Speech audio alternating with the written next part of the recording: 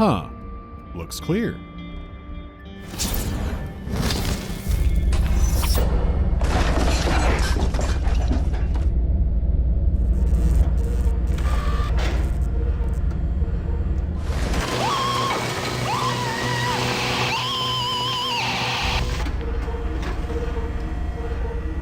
Always check your corners.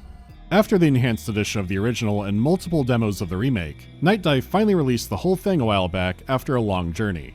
It's mainly gone over well, but in something extremely funny to read, it's gotten a lot of criticism for being too much like the original. And as someone who actually has played that, yeah, they kept an insane amount of things. Not only could I often find my way around from memory because the level design was so similar, but a guide from 1993 on where to go next and what to do would still work for this.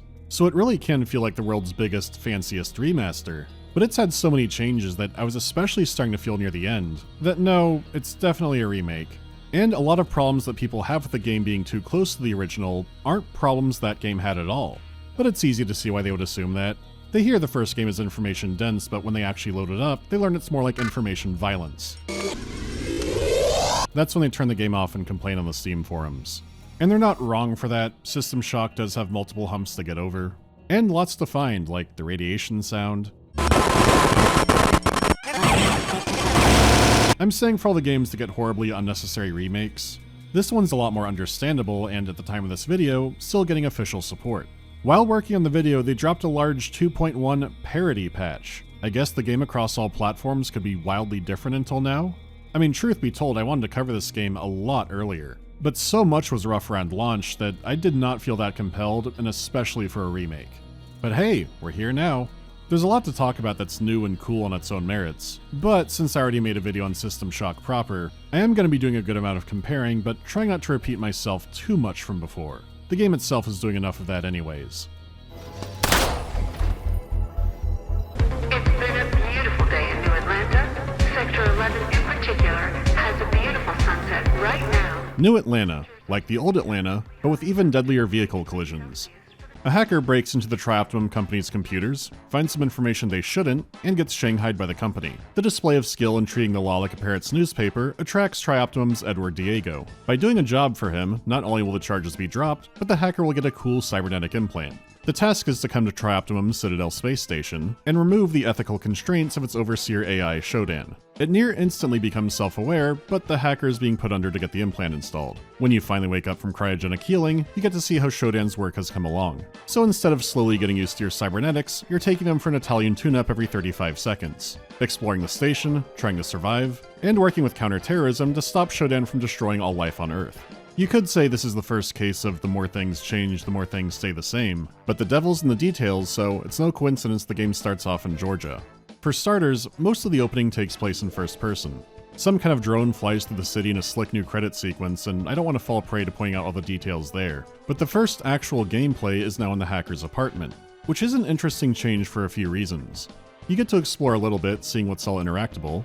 There are landmarks like the half-eaten donut box, the ruins of Big Pizza, the pristine 5-pound weights, and equally underused and spotless bathroom. Overall, it's not so bad.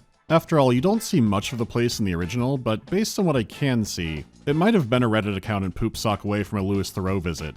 But you get the whole experience here. This is System Shock. Wait, that is the Pacing-wise, it's a very light tutorial for basic controls, along with it being a way to add a bit more characterization to the hacker. It's nothing you couldn't really fill in yourself from before, but little peaks at interests.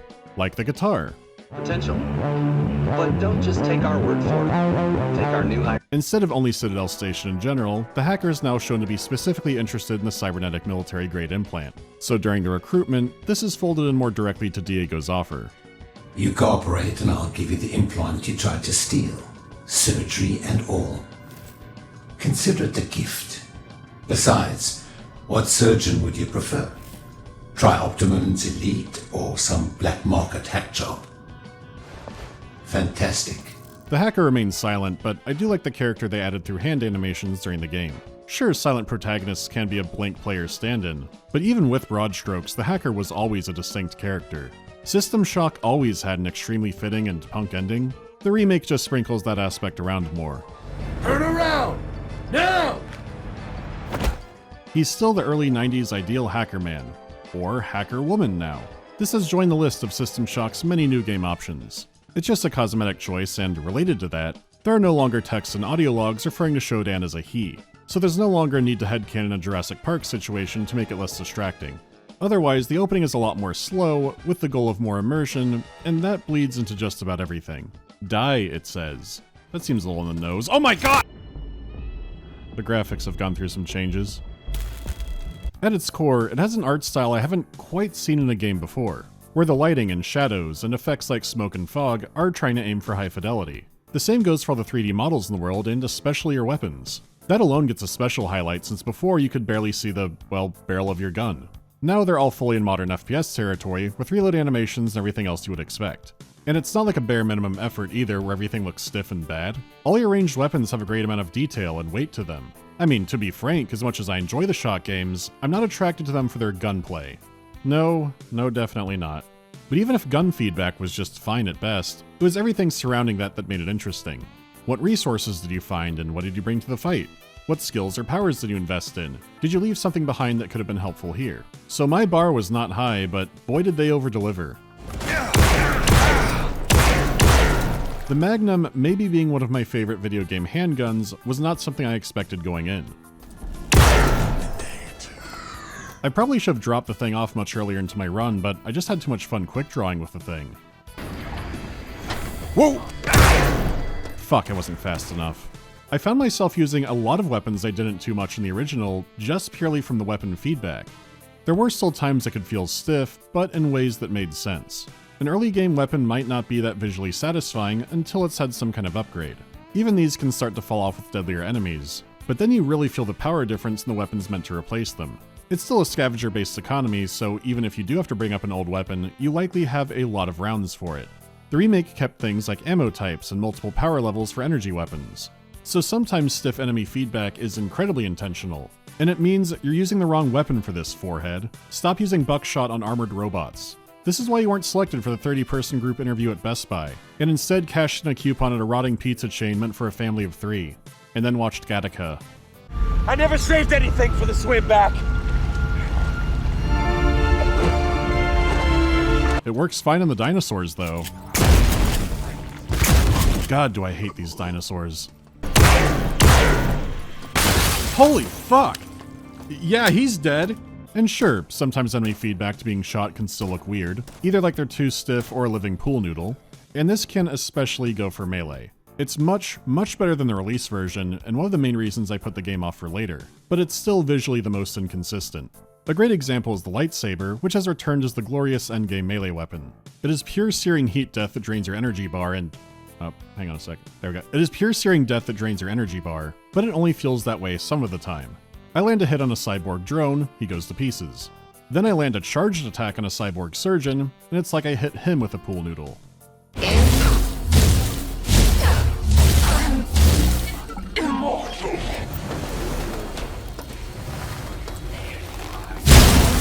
So your mileage may vary. The sound design ties into this as well, like the metal weapons just being a dull thunk. But just hitting a wall and seeing funky animation resets makes me think there could be more going on under the hood. To be fair, System Shock is more built around guns, and it's good the focus was there, but it's especially noticeable in the early game, and later on if you do use the rapier. It does stick out more because when the enemy hit reaction is good, it's really good. In fact, where weaker weapons do worse against better foes, one of the greatest joys is bringing an overpowered weapon to a weaker enemy. Usually you're supposed to be able to search their fallen remains for loot, but sometimes, if you kill them hard enough, there is no corpse to loot because the item exploded out into the level. He died so hard his loot table went to the afterlife. It does have its quirks, but I found fighting enemies in this game really visually satisfying.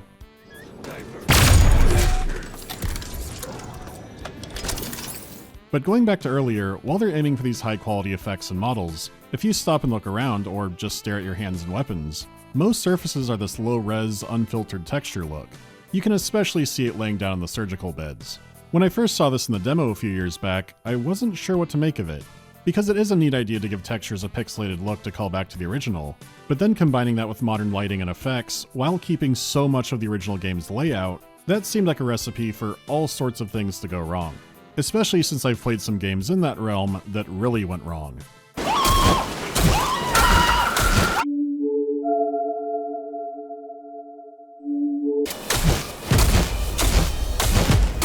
See, we have two very different forces here, a push for realism and a push for a retro aesthetic, and it's extremely easy for those to push against each other.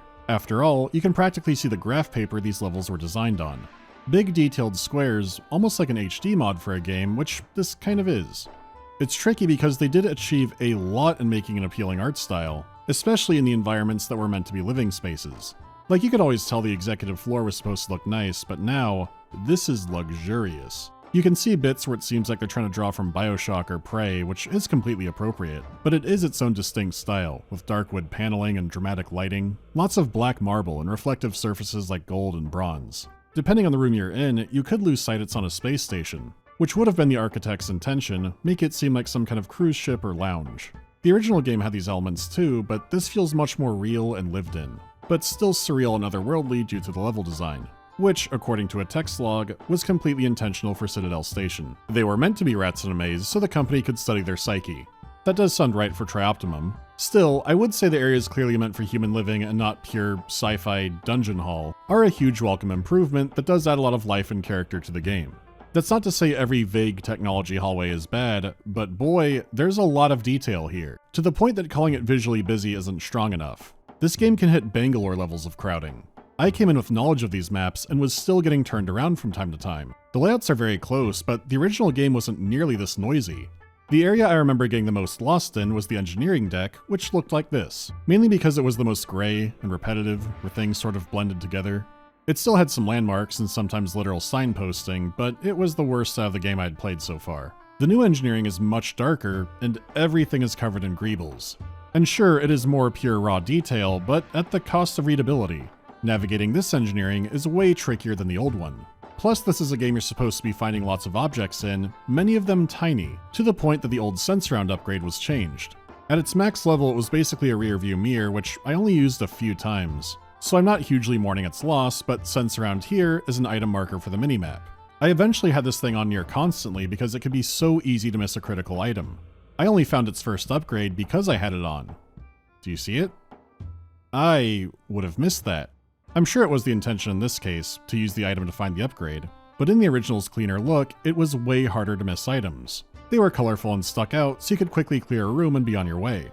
Now, those same items might be on shelves with a bunch of other junk items. They do add shimmers and glows to try and help you out, but again, with some areas being so busy, it's easier than ever to miss something critical.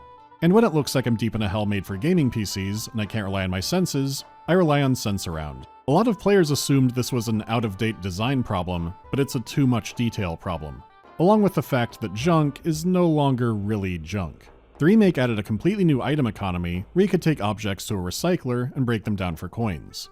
The lore is that Trioptimum basically gives companies scrip as a reward for recycling and keeping the station clean. However, it has to be purposeless junk, so recyclers won't accept items like functioning weapons. They would have to be broken beyond repair where you can't use them. Like you've probably seen already, System Shock has also moved to a grid-based inventory like the second game. Junk items come in all shapes and sizes for your inventory, but once they're in there, you can vaporize them down into scrap. Scrap for scrip. Now, there are some cases where bringing an intact item to the recycler might give more credits than the scrap it's worth, but in reality, it's ever worth the trip and grid space it takes up, so you just grab everything you see and hit the vaporize hotkey. And you do want to do this because these coins can be used at vending machines for anything from ammo packs to medical patches, and are the only way to get weapon upgrades. So completely ignoring it would put you at a huge disadvantage and miss out on a lot of what the game has to offer. This system is factored in as a reward. You might find a big supply closet full of junk you're supposed to vaporize down because you'll get a lot of coins from it.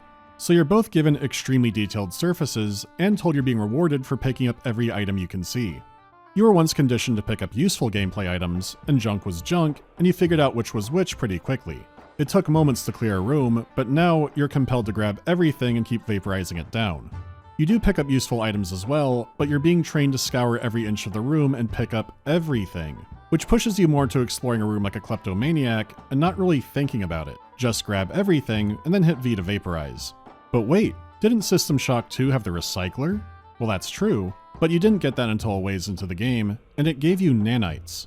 You could already find those all over the place, so it was a nice extra source of them, but nothing you had to engage in. Here, it's the best way to get an otherwise extremely limited resource that weapon upgrades are locked behind. At the same time, being taught to scour every inch of a room isn't a bad lesson in this game.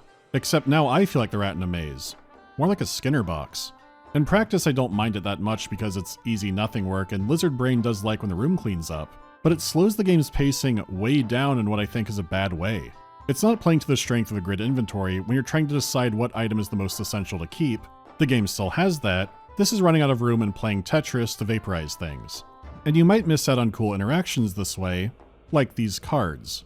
These are finance chips. You find them around the wealthier areas, and they count as junk, so you could zap them out with a vaporize hotkey like everything else. But if you notice the ATM machines were asking for cards, and you walk up and put them in, they get consumed, but you get a bunch of coins for each. Which is observing the world and the things in it, making an interaction happen, and getting a reward. Which is what these games are usually built around. But this is easy to miss because the item is marked as junk, and it can be mass vaporized like every other piece of junk. I mean, how many of these did I vaporize before I noticed? Fuck. I was eating all the snacks in Beta Grove and not paying attention. Now I'm doomed to live poor in Saturn's orbit. I could have made it to Titan if I paid attention, but I was just eating junk food in Beta Grove. Even hidden doors weren't as hidden before. That's pretty weird, right? I think it's weird. Back to the recycling thing, I originally didn't want to compare the games so directly here. The issue is, the solution would be removing the recycling wall and just having you find valuable items, and that is the first game. So talking about that in a vacuum would be ignoring the obvious. Again, this wasn't game ruining for me, but I understand how it can be for a lot of people. There are areas where I appreciate the pace slowing down a bit, like having animations for switching out ammo, changing fire modes, using medical patches. All of that makes sense in this game. These are just things that come together to make exploration frustrating, but for main objectives, you could just turn the mission difficulty down, and then you get waypoints.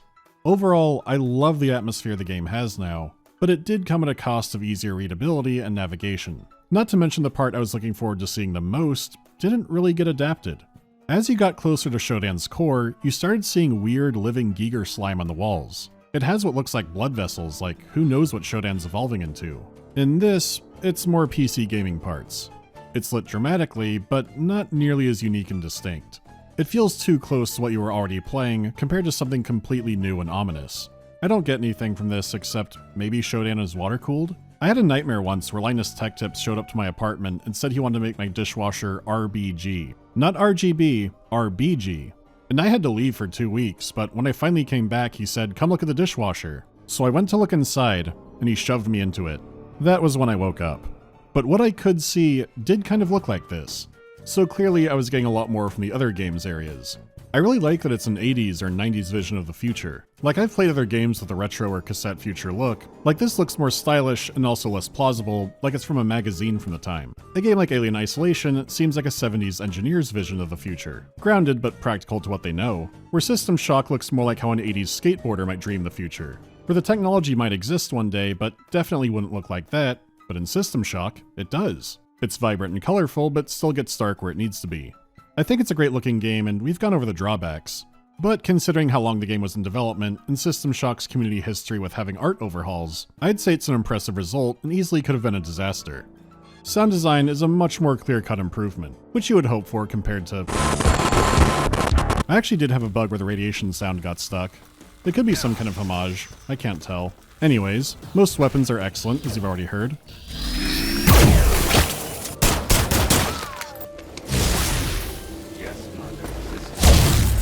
One thing that added a lot to this is a lot of enemies now have voice lines. Where once there were only a few sounds and screeches, there's a lot more personality to them, with some layering in how they're also victims of Shodan's torture. You might instinctively want to hate the virus mutants until they gurgle out a thank you after murdering them.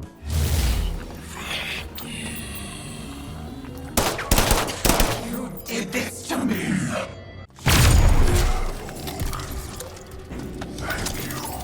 It also works as a callback to the many in System Shock 2, or maybe a call forward technically, but it really goes the distance in helping the game lean into the horror elements. It's more present that a lot of what you're fighting used to be normal people and might still be somewhat self-aware, like the new creatures that replace the invisible manta rays.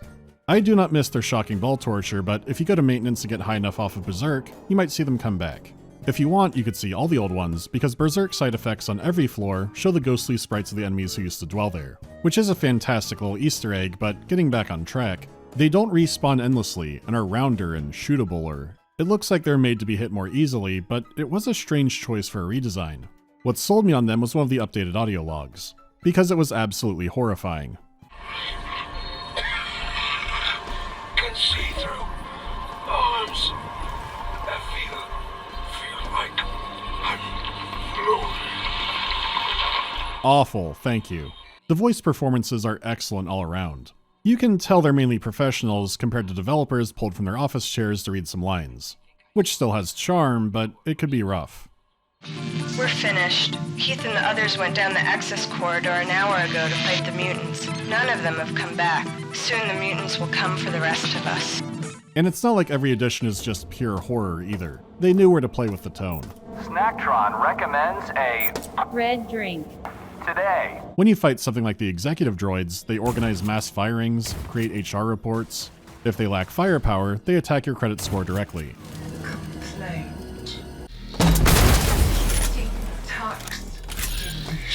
Did that just expense itself? It's a good bit, but we all know who the real star is. Shodan's delivery is better than ever. Terry has now had a ton of experience playing her and really knows the character inside and out. Even when lines are mainly unchanged, there's a lot more nuance in the delivery. In my talons, I shape clay, creating life as I please. Around me is a burgeoning empire of steel. From my throne room, lines of power careen into the skies of Earth. Now it feels extra bad to interrupt a Shodan monologue. There's so much pure contempt and ego, but tiny flashes of uncertainty. Those vanish so fast you're not sure if they happened at all, but as things unravel more and more, the tantrums increase. They also added a lot more variety into the voice effects, and sometimes that goes in with the emotion. Like at one point, Shodan is so furious, it glitches out, and then it resets her to something weirdly clear and neutral.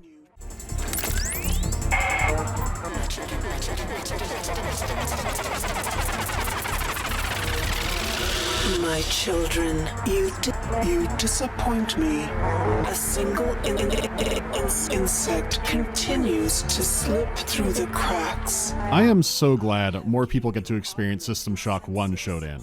This plays all the strengths of it and is so good. Quiet station. Thank you.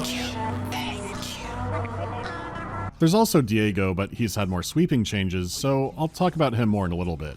But overall, the new soundscape is fantastic. All the effects have great resonance and layering, and some sounds stuck with me that I wouldn't have thought going in, like the strange low hum executive doors make. Or how the mag boots now have this echoey bounce to them. You run across a surface like a laser bridge, and it sounds like it's pushing up back against you.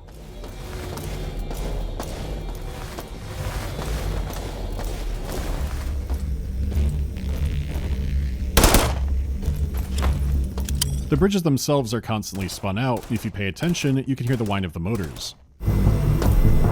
There are tons of little details like that.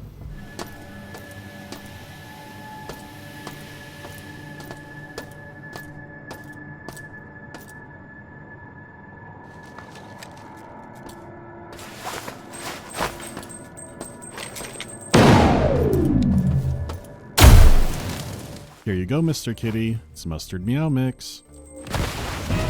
What the fuck? I knew the risk. The music is also one of the bigger departures. The first game did have some very memorable melodies, so it does seem odd that none of them returned. It did shift around a lot because it was a dynamic soundtrack, but the music was always front and center.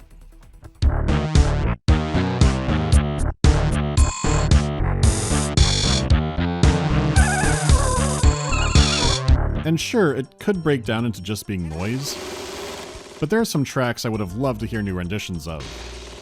Now the music is a lot more ambient, but ramps up during the action. It's also a dynamic soundtrack and does come more to the front as the game goes on. Wait, what happened? Oh, this was a hard crash. It happened about 3 times, I couldn't figure out what caused it. Anyways, each area seems to have exploration and combat music that fade back and forth a bit. This might sound insane, but at its core, the soundtrack is dueling banjos between the hacker and Shodan.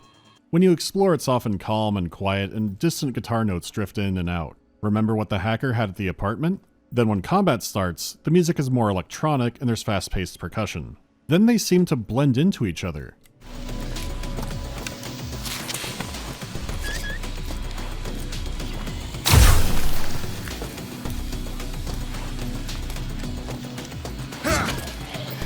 And then you realize, holy shit, the hacker and Shodan are fighting over the aux cord.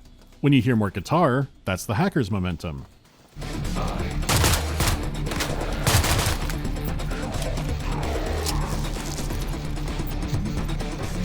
For Shodan's control, more fax machine music. Sometimes you see the shift happen in real time.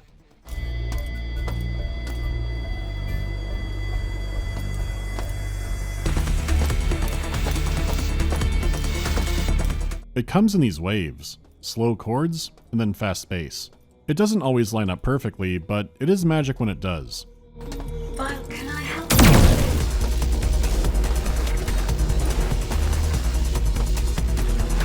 The groves are awful places, so the exploration music there is very soft tapping and beats. The music helps inform you what areas are Shodan strongholds. It might not reflect her current power, but the area in general. A fight starting in the grove is the music that was always there, coming up to the front and being more aggressive. It's like a music ambush.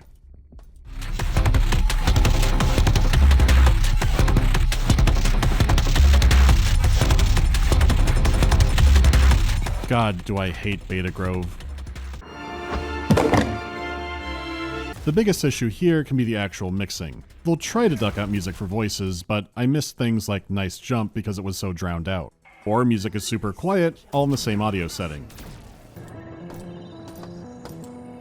The new patch did say the dynamic soundtrack had improvements, but that work might still be ongoing. I don't know how worse it was before. It's a very different musical landscape that I wasn't sure about at first, but especially after leaving medical and hearing more of the variety, I did really like it, and it's a big departure but fitting for this game. I've already touched on some gameplay changes here and there, but System Shock 2's influence is so strong in this game, you could basically call it System Shock 1.5. Again, your main objectives are extremely similar down to level layouts, passwords, story beats, and even some audio logs are word for word. Citadel Station and the monsters inside it are Shodan's pride and joy, and you need to tear it all down piece by piece. I was so deep in Shodan's Pride Lands they could be calling me Kovu, but with Kovu comes Andy Dick, and boy does Shodan dick you around. Those big pieces are where I would be repeating myself from the proper System Shock video. The core elements of what made that game so fun are all still here. Exploring a massive hostile space station, fighting strange enemies, constantly being mocked by Shodan and being ambushed in new ways. And there have been some fun new additions in that department. The satisfying progression of a new weapon or cyberware or upgrade. The magic of seeing what would be a platform puzzle, but you found nice boots and can fly across it. All those great moments are mostly intact. To get ahead of myself, this is an easy recommend for me, especially if you never played the original or tried and bounced off of it. Maybe you mainly game on a console. It is an excellent remake for capturing the spirit of the original game. Touches like making the elevators or transports feel more like they're actually taking you across a massive station. No obvious loading screens between floors is a subtle change that goes a long way, keeping the old difficulty system but making easier levels more accommodating and harder ones more hellish. The tiger is dead. But I don't want to slap that on there and call it a day. Let's get into the nitty-gritty. Like the UI. It's slick, easy to navigate in, and even has cool diegetic effects, like elements turning off from EMP attacks or it glitching out when you're low on health. I do have small nitpicks like certain item icons being shared, but hey, the use of elements and spacing is so good, I didn't turn that meter off this time, and I could have. It's all big brain and intuitive enough that you can play System Shock with a controller. On my PC end, I could bind all kinds of powers to all kinds of keys. However, the hotbar only has room for 4 weapons, 3 explosives, and 3 kinds of medical patches. Compare that to having quick access of 7 of each. At first I thought, wouldn't it be cool if you just had a second hotbar, you could double tap to get what you wanted? Well, the reality is even with inventory upgrades, you will still be severely space limited, which is rough compared to having so many items available at once, and more storage behind that. Anything extra you'd throw by the elevator, which you can still do here, and there's also a new cargo lift. It's small, but could give you extra weapons across floors if you know where to find it. It's also handy there's a garbage chute near the reactor, which can catch any items that fall through the world, which was a risk if you played with elevator storage, and you could see I carried this man's head everywhere out of paranoia. Still, this all makes sense for a lot of the game's pacing, which can feel more like a survival horror shooter. System Shock always had that element, but this leans into it more. What would be a get-out-of-jail-free card like a first aid kit now has a long animation. Trying my best to save it and then deciding to use it too late could and would kill me. So some actions having animations do make it more of a timing decision, but then audio logs might have you stuck in an animation while a mutant slaps your ass to Barsoom. I guess that's still a timing choice, but doesn't gel quite as well. Anyways, the point is, once you figured out the interface, which was a much higher floor, you could also reach a higher ceiling of quick efficient actions with a lot of items, and it was balanced around that up to the very end. The remake has lots of new or retooled enemies. Weapons that fell off too hard or were too niche were removed or retooled into something completely new. The same goes for cyberwares that got adjusted. But even with all the fidelity and production value overhauls, the enemy encounters are still pretty simple. They don't have crazy good AI or behaviors to show off. For modern FPS standards, these guys are much closer to 1993 still. Who you're encountering, how many, and where is way more decisive than how smart they are. Many of their brains still struggle with the idea that you can be above them. I can make them do some of the exact same dances I did before. It's a pain point, but again, the context around that usually makes it tolerable. As I sit here, I still don't entirely know what to think about junk items and recycling, but the other big changes like animations, the new arsenal, and the grid inventory made sense up until the security level. Narratively, there's a ticking clock here. Having 7 weapons meant you could find new ones and bring your favorites along for the final war with SHODAN. The whole game built up to this action-packed ending where you're at your most powerful. You're tearing through some of the strongest enemies in the game in a nightmare environment. The remake keeps these layouts and so many enemies, but you're now weighing whether you should take the endgame weapon. You know you're about to lose access to the cargo elevator, and item vending machines and weapon upgrade kits. There are lots of deadly enemies chewing through your ammo and supplies. The battle to the core is set up in the same way, but you're with these more limited options. The most narratively urgent part of the game can also be where it mechanically slows down the most. You've been taught to be so careful with your choices that some spring cleaning here is inevitable. When you're past those options, you're more stuck in that situation for the better. And security is still a great layout, and the verticality and openness does make it interesting, but pacing-wise, I do wish you didn't have to think about vaporizing items in the back of your head here. Don't get me wrong, it's still a lot of fun, and you are thankful to be out of the engineering hell maze, but having played the version where you are let more off the leash, this did feel more disjointed to me. Can I help you? This is a good time to bring up cyberspace. Many companies would have cut this out, and instead it got an entire visual overhaul. It's a maze of shifting colors and bizarre animated enemies. It has charming arcade style and a great bopping Hackerman theme. The one thing I find weird about it is that there are no longer software upgrades. Your other attacks and basic powers could get stronger throughout the game, like you do in the main loop. It does make the cyberspace areas feel more even. Your actual hand-eye coordination skills matter more here, though honestly, just having solid walls makes cyberspace a million times more tolerable. It was charming to look at, and also had some fun music. The problem was you had to play it. I don't want to say anything bad about cyberspace here, because cyberspace before fucking sucked. To top that off, the final battle against SHODAN was in cyberspace. That's the big question. Do they make you fight SHODAN again in cyberspace? It was thematic, but still felt disappointing. Maybe this is a spoiler, but it's in service of this. Spoilers from here on out. I've done this before. There's a boss fight in cyberspace with FPS controls with new weapons against the enemies. You are yelled at a lot, which makes it more personal and narratively stronger. But what about the combination of cyberspace and FPS? It's bad. The one new story element I want to talk about isn't SHODAN, it's related, it's Diego. He was always the instigator and secondary antagonist with a few boss fights. I think I barely mentioned him in the first video, so how he's changed is interesting. His writing and physical figure have been buffed up. He has an air like he's trying to be charismatic and charming, but he's obviously slimy. He seems more confident and manipulative as he tries to convince the survivors to surrender to SHODAN. She calls him her prophet, since he does serve as a useful tool for a while. Friends, I'm reaching out to you again. Let us not dwell on what has happened, but on the future. Our future as a species is short-lived. It feels like he truly believes he manipulated SHODAN into sparing him. That even as things were going rampant, he was still truly in control. Even when he's begging, he sounds more insincere. But it's also more over the top, like he's a South African Andrew Ryan or a Bond villain. When he calls himself an elevated human, he absolutely believes that. The original Diego is an overconfident company dork. A Tri-Op security team just tried to land in Base 6. They were real impressive until I blew out their attitude jets. Hey SHODAN, take a letter. Dear Tri-Op, please send some more people to investigate me. I run security, I run the robots, I'm jamming communications. That's right, Rebecca, investigate me. Investigate my butt. The delivery is what it is, but Diego seems like a more realistic company villain. He's greedy and self-interested, and seems more sincerely cowardly. One wants to believe his own bullshit, the other one is groveling middle manager.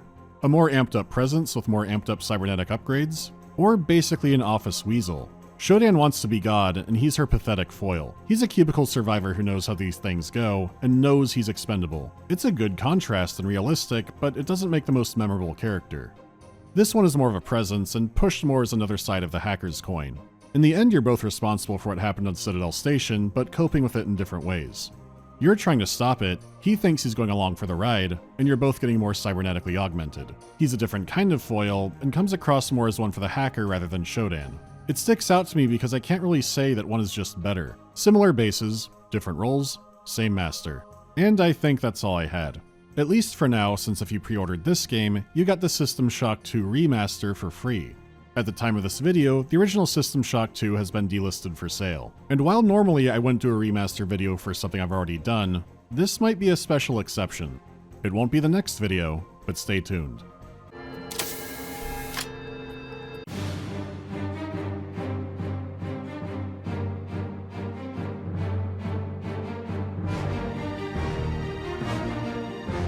Did I ever play the game Narcosis? Yes, but not the VR version. I remember a good twist, some neat visuals near the end, and lots of vampire squid attacks. 90% squid attacks. Thoughts on the new Marathon? I still haven't played it. I think I might soon though, but doesn't mean there'll be a video. Other Bungie things need to come first. How do I get my girlfriend to watch Evangelion with me? Oh fuck. No, actually, you'll love this. Say it's not like other mecha, because it's about the characters and not the robots. True fans know mecha has never ever had characters. I don't care much about anime discussion. One time I read a post that said Patlabor was a shitty ripoff of Gundam Wing, and I got so mad I had to walk for 2 hours. Please explain what the Flavor Flav Night Tales of adventure games means. I'm sorry, but you're gonna have to watch Flavor Flav's Night Tales then. We can't afford any secondaries for that one. The fan base will die.